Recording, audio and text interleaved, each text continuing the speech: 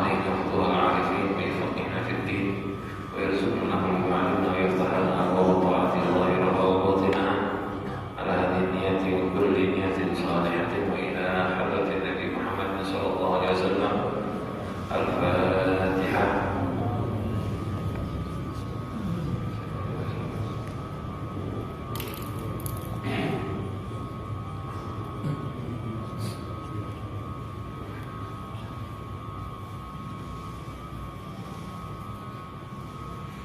Bismillahirrahmanirrahim. Allahumma shalli rahmatullah ta'ala wa nafa'na bi-dhurrihi bid-darain sanadihi. Anhu qala Rasulullah sallallahu alaihi wasallam, ya nisa'al muslimati la tahkiranna jaratun li jaratiha walau fi rasana syatin muttafaqun alaihi. Qala al-Jawhari al-firsinu min al-ba'iri kal-hafiri min ad-dabbati. Qala wa rubba mustahira fi syati. Alhamdulillah, wassalatu wassalamu ala rasulillah Muhammadin abdillah. Kita kembali berkumpul melanjutkan pembacaan kitab Riyadhus Shalihin. Akhirnya kita baca sabda Rasulullah SAW, man qada ila masjid aw raha.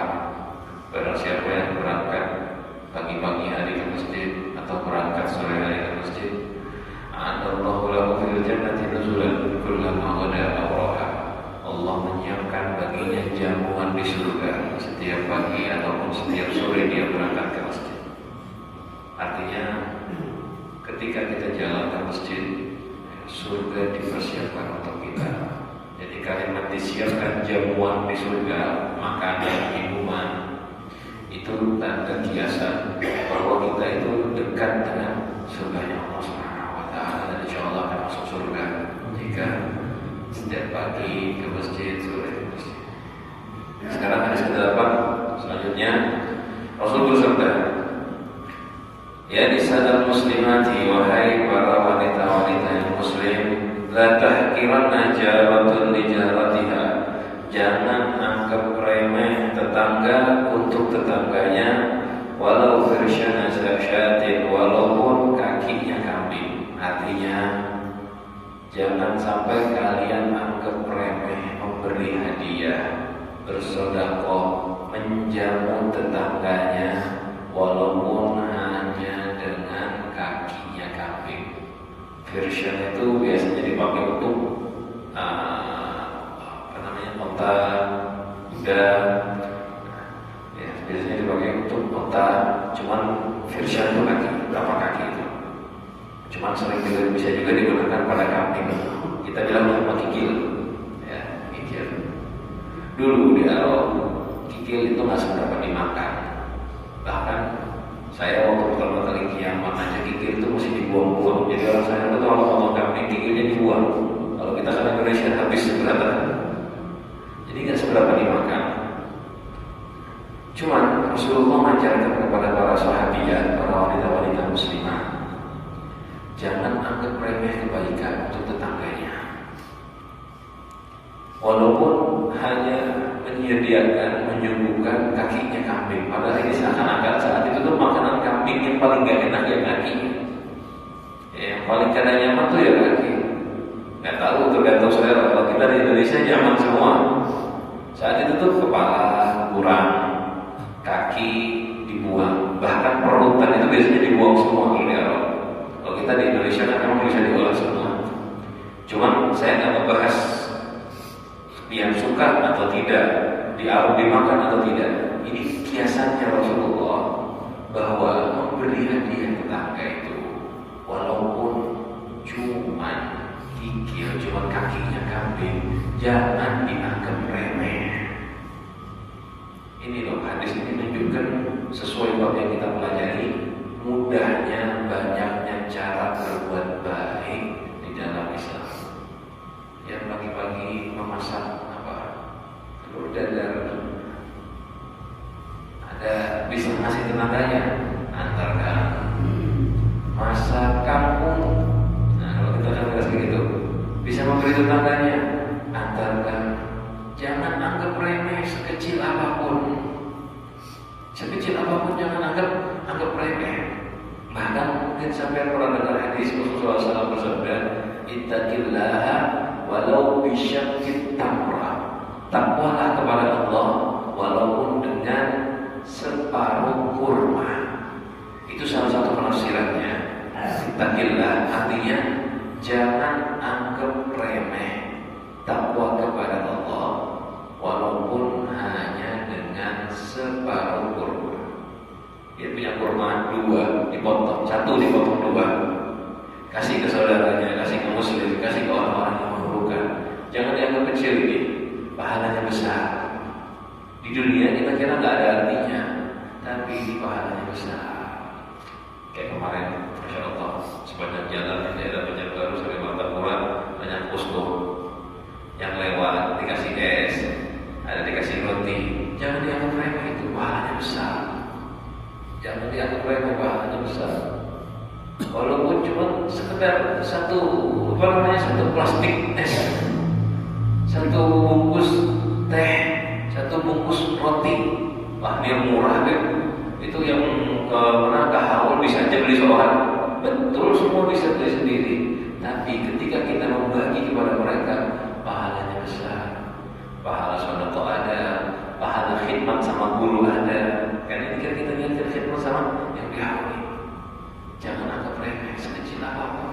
Walaupun seandainya di pinggir jalan ada yang berbagi kuaci atau permen, jangan anggap remeh. Walaupun cuma permen, itu pahalanya sangat besar. Apalagi biar bantu dengan ukuran yang memuaskan. Kasih nasi bungkus bisa. Apalagi dibantu dengan jamuan yang nyaman, disediakan tempat istirahat. Oh ini hebat. Lebih hebat lagi ngebantu bukan cuma pakai makanan, tapi pakai tenaga, menjaga, menertibkan. Ini pahalanya besar. Jadi jangan anggap remeh kebaikan sekecil apapun.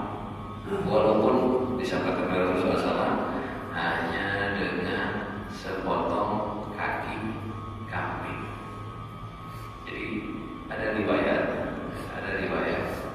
kalau masak itu, ini khususnya buat tetangga apalagi. Ini buat semua orang sama ya. Memberi itu buat semua orang sama.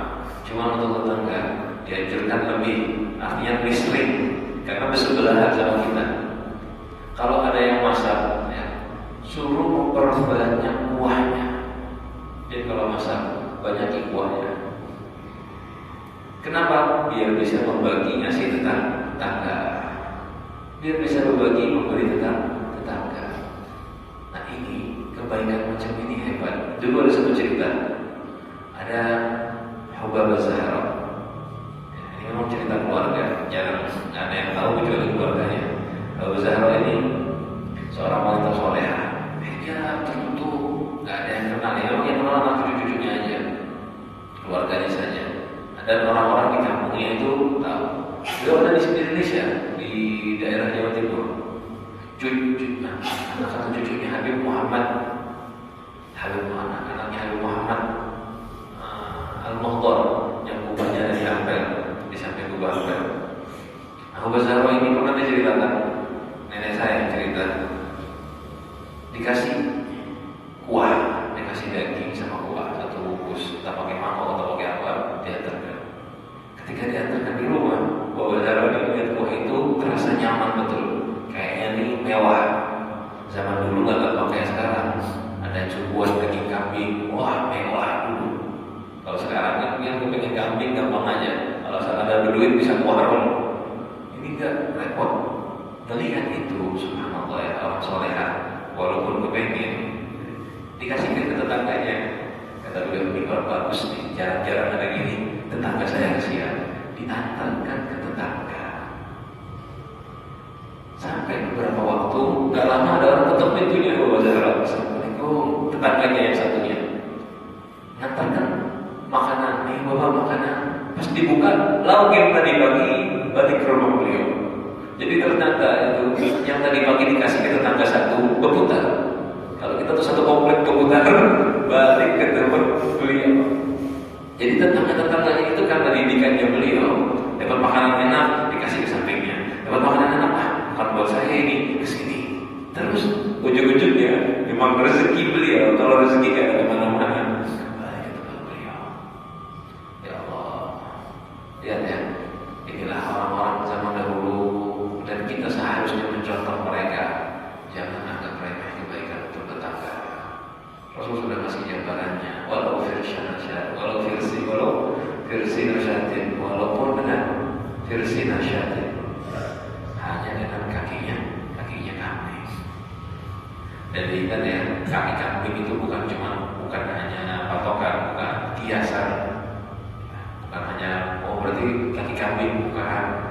Terserah yang ukuran apa, walaupun permen ada kita, jangan anggap remeh. Tapi yang punya rezeki, kelihatan anak kecil, tetangganya anak kecil, kasih permen, bisa kasih permen, coba, jangan anggap remeh, itu loh pahalanya besar. Ada beberapa seorang habaib, beberapa yang kita tahu, beliau itu biasa di kantongnya bawa permen banyak. Apalagi kalau mampir ke rumah orang, bawa permen. Nanti mampir di situ kasih permen.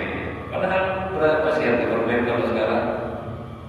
Kita di pembantian dikasih permen aja nggak mau kadang-kadang. Tapi anak kecil itu biasanya suka kalau diberi sesuatu. Kasihan ya. Ini nanti di dunia kan kita lihatnya permen aja 100 rupiah dapat kan. Karena kelihatannya kecil. Nanti di akhirat pahalanya besar. Jangan anggap remeh diri. Mungkin ketika dengar seperti itu, beb permen murah aja, beb saya juga bisa. Memang. Kalau saya juga bisa, kenapa nggak dikerjakan? Itu dulu pertanyaannya. Saya bisa aja beli permen, terus kenapa nggak dikerjakan? Pahalanya besar. Nah ini hadis ini menjelaskan betapa mudahnya beramal baik dalam Islam. Sesuai dengan bab yang kita baca ya, bab banyaknya cara berbuat baik. Walaupun hanya memberi dengan sesuatu yang harganya murah. Nah, kiaskan, biar beli tetangga, biar apa yang biar bisa, teman-teman biar harus tetangga, orang yang biar kenal. Selanjutnya hadis ke-9, wa anhu radhiyallahu anhu, sama masih riwayat Abu Hurairah radhiyallahu anhu. Qala al-imanu bid'un wa sab'un. Rasulullah SAW bersabda, al-imanu bid'un wa sab'un. Iman itu bid'un wa sab'un, 70 sekian. Kalimat bid'un dalam bahasa Arab itu artinya mulai 3, 4, 5, 6, 7, 8, 9. Berarti antara 73 sampai 79 macam amal iman. Iman itu amal hati kan. Iman itu keyakinan, kepercayaan. Tapi prakteknya iman ada 73 macam lebih. Apa aja isinya? Al-Bid'un wasit itu ada riwayat 60 lewat. Nah, apa aja isinya iman? Apa saja itu amalia iman? Dijelaskan oleh Rasulullah SAW. Afdaluha qawlu la ilaha illallah. Paling afdalnya iman adalah ucapan la ilaha illallah. Bukan ucapan pakai lisan, tapi menggunakan lisan dan hati. Itu paling afdalnya iman. Jangan dikira gampang hadirin ya. Paling afdalnya iman kok cuma ngomong la ilaha illallah. Saya tiap hari. Bukan pakai lisan, pakai hati. Lisannya mengucap, hatinya mengucapkan, hatinya menghadirkan maknanya. Ini jangan dianggap remeh. Ini lebih afdal bahkan daripada jihad fisabilillah. Amalia iman, mengucapkan la ilaha illallah dengan lisan dan hati lebih afdal dari jihad fisabilillah. Ada hadis dari Rasulullah SAW. Ketika sahabat bertanya, mana amal yang paling afdal ya Rasulullah? Rasulullah jawab, zikir. Ya Rasulullah, zikir sama jihad afdalan mana? Afdalan zikir. Walaupun kamu berperang, pedang sampai patah, kamunya meninggal, tetap zikir lebih afdal. Kenapa? Zikir yang dimaksud bukan pakai lisan, tapi zikir dengan hati. Jihad itu kalau hatinya nggak ingat, nggak ada manfaatnya. Tapi zikir, ya, kalau jihad hatinya ingat baru mulia. Kita jihad, kalau hatinya ingat Allah, sama kayak orang biasa, sama kayak Ketika jihad itu bukan pukul-pukulan, tetapi benar-benar mengagungkan, menghadirkan hatinya bahwa ini sedang mengagungkan Islam. Ikhlas murni karena Allah, bukan kepengen pukul orang, bukan kepengen nyakiti orang. Makanya ketika disebutkan paling afdalnya amal iman adalah la ilaha illallah, jangan kaget, karena ini paling susah, karena ini paling sulit. Hati ingat kepada Allah, wah ini hebat betul. Jadi kalimat la ilaha illallah itu artinya ucapkan dengan lisan dan menghadirkan hati. Berat. Ini makanya nomor 1 paling afdal. Nah lalu pertanyaannya, yang lain gampang apa susah? Karena ada 70 macam. Amal iman yang lain apa? Gampang apa susah? Rasul menjelaskan, wa adnaha imatatul adza 'anil thariq. Paling rendahnya, paling gampangnya, paling bawahnya amal iman adalah membuang kotoran, gangguan dari jalan. Itu amal iman. Jangan kaget. Namanya iman bikin buang, ada batu di jalan diambil dibuang, jangan sampai mengganggu jalanan. Iya, itu termasuk bagian terakhir terendah dari 70 lebih amal-amal iman. Jangan anggap remeh. Jangan melihat kotoran di jalan, ambil buang. Ada batu di jalan, takut kena kendaraan, geser, dan seterusnya. Apalagi kalau kita yang menyebabkan kotoran tadi, jangan sampai dibuang sembarangan. Nah, teman-teman yang punya posko di depan, hati-hati, jangan sampai ada plastik di jalan. Itu biar semua mengerjakan itu pahalanya sangat besar. Jadi pahala memberi dapat, pahala membersihkan dapat juga, double pahalanya. Jangan sampai ada kelihatan gangguan di jalan, terus hati kita merasa cuek. Di Islam diajarkan jangan begitu. Di jalan ada batu, ada kadang-kadang ada kayu. Sering kan kita lihat ada kayu di jalan. Ada apakah mengganggu pejalan situ? Jangan cuek, jangan membiarkan. Datangi, ambil uang, pikirkan ke samping. Ini memang kita melihatnya biasa aja. Nanti juga daunnya rontok lagi, nanti juga dahan jatuh lagi, batu juga nanti bakal ada lagi. Permasalahannya itu bukan mau jalannya ada batu atau tidak. Masalahnya itu kita kalau ambil, kita pikirkan dapat pahala. Itu loh masalahnya. Yang ada misalnya ada jalan, sampingnya pohonnya ini jatuhan rantingnya. Yang membersihkan rantingnya malas kan? Biasanya kan pikiran begini, saya pergi dari sekarang, nanti sore juga kotor lagi, kan begitu. Jangan pikir ke situ, pikir pahala setiap kita membersihkan. Pikirkan pahalanya setiap kita membersihkan. Jadi subhanallah ya, amalia iman itu diawali dengan ikatan hati kepada Allah yang diungkapkan dengan lisan, mengucapkan la ilaha illallah. Terus akhirnya ibadah sosial, membantu mengamankan jalannya yang lewat. Itu amalia iman. Jadi Islam, nanti sebagaimana kita akan baca di depan beberapa hadis-hadis yang lain, kalau kita perhatikan, kita itu agama menyembah Allah dan agama sosial. Artinya selain menyembah Allah Subhanahu wa taala secara langsung, kayak kita sholat, ngaji, itikaf, tahajud, ada menyembah Allah dengan cara berbuat baik kepada manusia. Jadi kita baca sudah hadisnya, bawa makanan, ngasih makanan. Sekarang bukan ngasih, tapi membersihkan jalan. Jadi selain memberi, mengamankan mereka juga termasuk ibadah. Sama loh hadirin. Ya memang kayak kita ngaji, ngambil batu dari jalan, itu pahala juga, ibadah juga. Sama ibadah, perlu niat, perlu ikhlas, sama. Cuman memang kelihatannya bukan ibadah, kan begitu. Yang mau tadi menyebutkan, ya, kan biasanya itu kan kita itu manusia kira ibadah itu cuma tingkatan ibadah itu yang paling bagus pertama mencari ilmu, paling afdal. Alhamdulillah kita sekarang mau mencari ilmu. Nomor dua, ibadah dengan zikir, ngaji, qiyamul lail dan seterusnya, itu nomor dua. Dan yang ketiga, ibadah as-sa'yu fil khairil muslimin, melakukan kebaikan, mencari kebaikan untuk orang-orang muslim, itu ibadah. Silaturahim, ada yang sakit dijenguk, ada yang meninggal diurus jenazahnya, entah itu menggali kuburnya kah, mengkafaninya kah, ngangkatnya kah, dan sekarang minim-minimnya yang dari sini kita ambil, membersihkan jalan termasuk bagian daripada amal ibadah. Nah, ini perlu diperhatikan. Ibadah.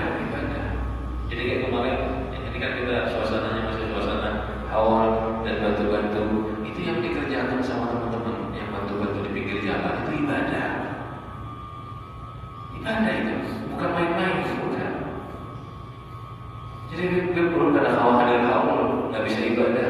Sahabat apa biar belum santai di posko, ya nungguin jamaah yang jalan, membantu. Wah tenang, itu ibadah.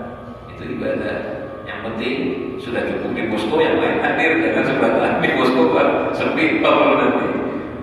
Yang sudah ada di posko itu diniatkan ibadah, sudah dapat. Jangan kira itu bukan ibadah. Artinya jangan dikira bukan ibadah, itu maksud saya.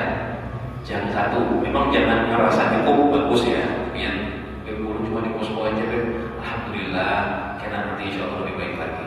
Cuma di posko itu perlu niat kayak ibadah yang lain. Sholat kan perlu niat, puasa perlu niat, bantu-bantu orang niat juga. Karena kalau nggak pakai niat, ya belum tentu dapat pahala yang maksimal. Kalau niatnya ikhlas, ya adabnya ada, baru bisa dapat pahala. Menjaga posko haul dudukan sambil libahan, nggak ada pahalanya, malah dapat dosa. Menjaga posko haul membuka aurat, nggak dapat pahala, malah dapat dosa. Tapi kalau menjaganya dengan adab, alhamdulillah. Biasanya sih bagus-bagus saja saya perhatikan, semuanya bercelana panjangan. Nah kalau ada perempuan yang ikut pada pakai jilbab, kerudung, nah itu bagus. Sudah nggak harus bersarung, nggak ada. Yang penting aurat tertutup. Namanya orang kerja masa yang jaga posko memperkirakan orang gamis, ya, kan repot. Pakai celana, tutup auratnya, itu sudah cukup. Dan tinggal niat ikhlas karena Allah. Niat ikhlas karena Allah, hadirkan hatinya, dia khidmat kepada waliullah, khidmat kepada guru yang dipakui. Insya Allah itu sudah dapat cukup pahala ibadah. Mungkin kalau biar berangkat sendirian, biar dapat pahala buat seorang. Tapi membantu, ada orang 10 yang biar bantu, dapat pahala 10 orang. Tergantung keikhlasan hati dan keikhlasan niatnya. Hadis selanjutnya, ini memang belum selesai saja. Wal haya'u syu'batun minal iman, muttafaqun alaih. Dan terakhir Rasulullah mengatakan, dan haya, rasa malu, syu'batun, adalah bagian besar. Jadi kalimat syu'bah ini kalau terjemahan kan artinya bagian. Cuman maksud di hadis ini, rasa malu adalah bagian besar dari iman. Jadi ibarat katakan dibagi 70, malu itu salah satunya. Tapi ukurannya besar, entah itu di nomor 2 atau nomor 3 setelah la ilaha illallah. Kan artinya la ilaha illallah. Setelah la ilaha illallah, dekat dengan itu yang masih bahasanya yang masih bagus, afdal adalah rasa malu. Rasa malu itu bagian besar dari iman. Nanti insya Allah di depan akan kita bahas lagi rasa malu dengan detail. Cuman ringkas saja. Kita ini sekarang berada di zaman di mana orang-orang kurang rasa malu, kurang nggak kayak dulu perempuan keluar rumah nggak ada berkerudung. Ini nggak membahas ulama ya, orang awam sumpah.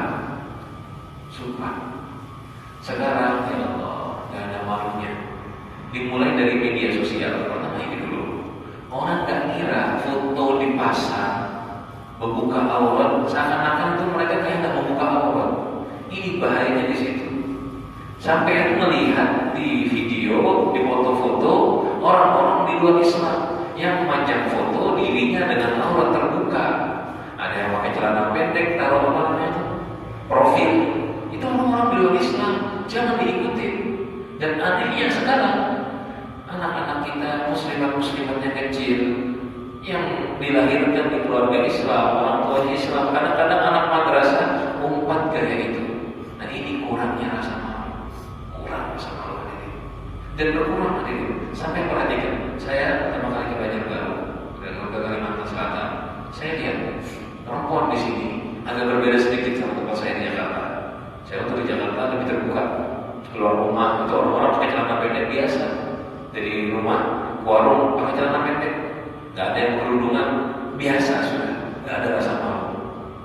Tapi waktu saya kesini, masih tahun 2009, saya kagum subhanallah, perempuan yang jaga warung, yang menjaga warung aja, gak ada yang bicara pendek. Kebanyakan dari mereka masih pakai kerudung dirangkap. Kerja keluar dari rumah, padahal sedikit-sedikit masih rapi. Nah ini dijaga ini dijaga. Ini kalau dibiarkan, nah sekarang akan mulai rusak, sekarang mulai berubah karena media. Melihat orang di luar Islam dicontoh, ini dijaga. Kota kita ini alhamdulillah, kota kita Kalimantan Selatan, khususnya Martapura, Banjarbaru dan sekitarnya ini alhamdulillah masih agak bagus. Ketika ada orang datang ke sini, bawa kejelekan, jangan dicontoh, tapi bantu nasihati, jangan dimusuhin ya, nasihati. Kadang ada terbawa, ya, apalagi yang nggak bisa dia dilawan itu ya dari handphone sudah, ini nggak bisa dilawan. Dia nggak bisa menutup itu nggak bisa. Di handphone suruh tutup aurat nggak bisa. Caranya gimana? Kita jangan lihat itu loh caranya gitu. Yang di handphone kita jangan lihat. Anak-anaknya itu dari kecil jangan terbiasakan main aplikasi-aplikasi yang buka aurat yang pasang video. Ya Allah, itu nggak ada rasa malu sama sekali. Ini betul-betul aurat untuk berjilbab tapi joget, kan banyak yang kayak gitu. Ini malu hadirin sekalian. Ini tidak ada rasa malu. Makanya sampai Rasulullah SAW pernah bersabda, Inna mimma adrakan nasu min kalamin nubuwatil ula wa idza lam tastahyi fasna ma syi'ta. Termasuk yang bisa yang didapati orang-orang dari ucapan para nabi-nabi terdahulu adalah jika tidak mau kerjakan, jika tidak malu kerjakan yang kamu mau. Jika biar ada sopan, ya, jika tak sopan kerjakan yang kalian mau. Artinya apa? Artinya bukan disuruh kerjakan yang semaunya. Artinya adalah orang yang kerjakan semau dia adalah orang yang gak punya rasa malu. Arti hadisnya adalah kita ini manusia, kalau melanggar itu tanda kita gak punya rasa malu. Contoh aja gini, saya kasih gambaran ringkas.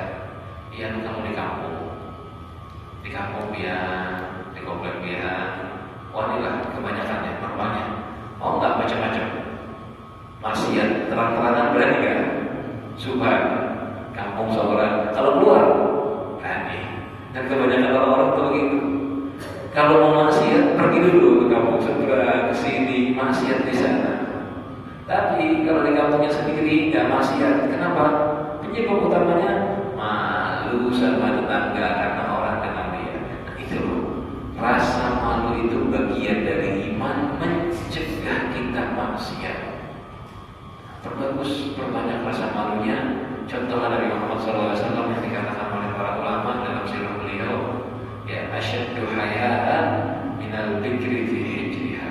Rasulullah itu lebih pemalu daripada seorang gadis yang tak pernah keluar rumah. Malunya malu benar sehingga tak pernah melakukan hal yang jelek. Dan itu bagian dari iman. Hadis terakhir untuk hari ini agak panjang juga hadisnya. Rasulullah SAW bersabda dari Sayyidina Abu Hurairah radhiyallahu anhu, sama ya hadis riwayat Abu Hurairah juga. Bainama rajulun yamshi fi tariqin, ketika seorang laki-laki berjalan di sebuah jalan, istadda alaihi al-'atash, maka terasa baginya sangat haus. Wajada bikran fanazala fiha fashariba. Lalu orang tersebut mendapati sumur. Dia turun dan dia ambil air tersebut lalu minum, hilang hausnya. Thumma kharaja. Lalu dia keluar dari sumur tadi. Fa idza kalbun yalhathu yaqulu turab minal 'atsh. Ada seorang anjing yalhathu yang menjulurkan lidah, mengeluarkan lidahnya, menjilati tanah. Kenapa? Minal 'atsh, kehausan. Dia melihat anjing yang kehausan cari air sampai menjilati tanah. Faqala rajul, lalu orang laki-laki tersebut mengatakan, laqad balagha hadzal kalba minal 'atsh mithlu alladhi kana qad balagha minni. Anjing ini kehausan sudah sampai pada tingkat kehausan seperti saya tadi haus. Jadi dia kan anjing haus, oh sama kayak orang dia anjing haus juga. Fanazala bi'ran, akhirnya turun dia tidak sumur lagi. Famala khuffahu, dia penuhi khufnya.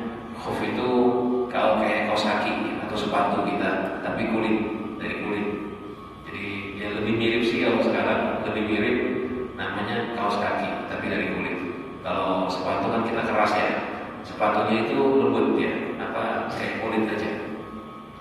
Khuf intinya sepatu bisa diisi air dia itu karena kulit. Akhirnya dia turun, dia isi khufnya dia pakai air. Ma'antum ma'amsaka bifihi. Lalu dipegang khufnya, fihi artinya itu khuf itu kan ada masuknya, ada lubangnya. Itu dipegang lubang masuknya kayak kaos kaki kan bolong atasnya. Dipegang, dituangkan hatta ratiya fasabalkan. Lalu dia tuangkan, dia naik, diminumkan kepada anjing tersebut. Jadi thumma amsakahu bifihi, lalu dia pegang khufnya tadi, bifihi artinya lubangnya khuf itu dipegang biar air tidak keluar. Hatta raqiyah, lalu dia naik ke atasnya. Raqiyah naik. Fasaqal kalba, lalu dia memberi minum anjing tersebut. Fasyakarallaha lahu wa ghafara lahu.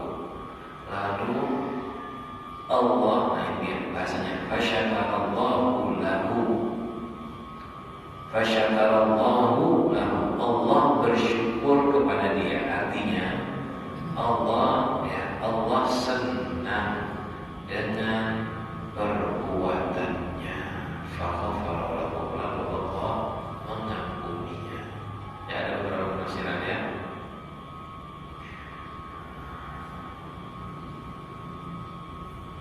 Jadi bisa dibilang fasyakarallaha faghfara lahu, maka anjingnya bersyukur kepada Allah, Allah memaafkan dia atas dosanya.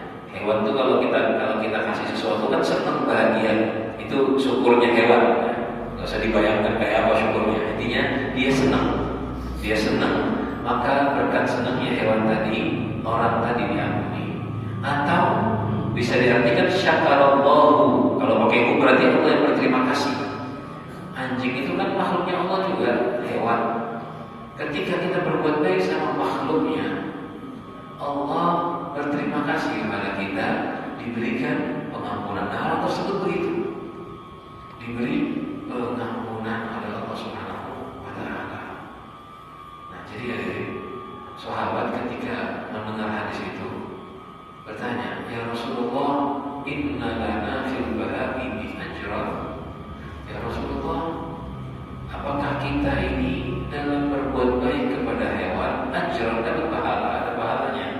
Inna ajran lana, apakah ada pahala bagi kita? Qala fi kulli kabidin ratbin ajrun. Rasul menjawab, di setiap hati atau jantung yang basah ada pahala. Artinya biasa. Hati itu kalau kering orangnya berarti sudah mati, maksudnya begitu. Kalau basah artinya hidup. Jadi setiap makhluk hidup ada pahalanya. Ada riwayat dalam Imam Bukhari, syakarallahu lahu fa ghafara lahu fa adkhalahul jannah. Ada tambahannya, Allah berterima kasih kepada dia, diampuni dosanya, tambahannya dimasukkan surga. Dimasukkan surganya Allah Subhanahu wa ta'ala. Dalam riwayat yang lain sama ceritanya, saya baca dulu hadisnya. Bainama kalbun yutifu bi raqiyatin. Ketika ada seorang anjing yutifu muter-muter ya bi raqiyatin di sebuah sumur. Qad kada yaqtuluhul 'atash. Hampir dia mati, terbunuh karena kehausan. Idra'athu baghiyun min baghaya Bani Israel. Lalu ketika anjing tersebut keliling muter-muter, dilihat oleh seorang baghi. Baghi itu orang yang berzina. Dilihat oleh seorang pezina dari pezina-pezina Bani Israel. Dia melihat ada anjing kehausan. Ketika melihat itu, fanaza'at muqaha, lalu dia lepas muk itu kayak tadi, cuman kalau tadi kan khuf sepatu tadi yang lembut, elastis. Kalau muk ini lebih keras gitu. Dia kulitnya lebih padat. Kan kulit itu ada yang kulit bisa ditepuk-tepuk, ini yang keras. Sama halnya sepatu. Dia lepas sepatunya, ya. Fanaza'at muqaha fastaqathu bihi. Dia ambilkan air dengan sepatunya tadi, fasaqathu. Dia kasih minum anjing tersebut. Faghufira laha bihi. Maka pezina tadi diampuni berkat kasih minum anjing tersebut. Hadirin, ya. Ini orang ahli maksiat. Jadi di riwayat pertama kan seseorang gitu aja, nggak dijelaskan. Riwayat kedua tambahan seorang ahli maksiat. Ada orang ahli maksiat ngelihat anjing haus, nggak tega, lalu ngambil air gratis ini nggak beli ya, cuma ngambilkan aja, ambil air diberikan minum kepada hewan tersebut. Dikasih minum hewan tersebut. Berkat dia membantu berbuat baik kepada hewan, kepada anjing lagi.